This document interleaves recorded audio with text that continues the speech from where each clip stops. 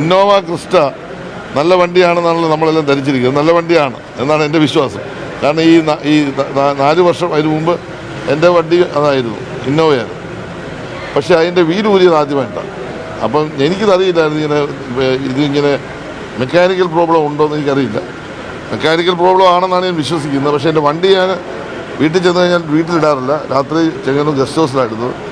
Guest ഹൗസിൽ ഇന്നലെ രാത്രി വണ്ടി ഇട്ടിരുന്നു. പക്ഷേ ഇതിനകത്ത് കണ്ട ഒരു ചെറിയ സംശയം ഞാൻ വിശ്വസിക്കുന്നൊന്നുമില്ല. എൻ്റെ കൂടെയുള്ള പോലീസുകാരും കണ്ടവരും പറഞ്ഞതുകൊണ്ട് എനിക്കൊരു സംശയം, ഇതിൻ്റെ നട്ട് മാത്രമില്ല, പക്ഷേ ബോൾട്ടുണ്ട്.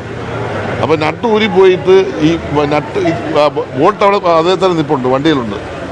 വീല് മാത്രം ഊരിപ്പോയി. അപ്പോൾ അങ്ങനെ ഊരുമോ എന്നുള്ള എൻ്റെ സംശയം. എന്തായാലും പോലീസ് അന്വേഷിക്കുന്നുണ്ടെന്ന് തോന്നുന്നു. അന്വേഷിക്കട്ടെ. ഇല്ല, എന്നെ അങ്ങനെ ഭയപ്പെടുത്താനൊന്നും പറ്റത്തില്ല.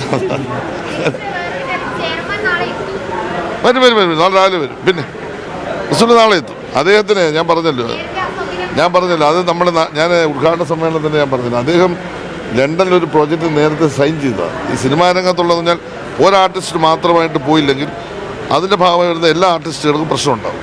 വലിയ തരത്തിലുള്ള സാമ്പത്തിക നഷ്ടമുണ്ടാകും. ഇത് നേരത്തെ ഞങ്ങൾക്ക് പറഞ്ഞിരുന്നതാണ്. അപ്പോൾ അതുകൊണ്ട് അദ്ദേഹത്തെ അനുവദിച്ചു പൊക്കോളാൻ.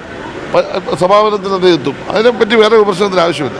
പിന്നെ എല്ലാ കാര്യത്തിലും അഭിപ്രായമുള്ളവരും ഈ ലോകത്തെ എല്ലാ കാര്യങ്ങളെപ്പറ്റിയും ഉയർന്ന് ചിന്തിക്കുന്ന ഒരുപാട് ആൾ നമ്മുടെ നാട്ടിലുണ്ട്. അവരുടെ അഭിപ്രായങ്ങൾ വന്നുകൊണ്ടിരിക്കും, അത് പറഞ്ഞുകൊണ്ടിരിക്കും, നമ്മൾ നമ്മുടെ കാര്യം നടത്തിക്കൊണ്ടിരിക്കും. IFFK വൻ വിജയമാണ്.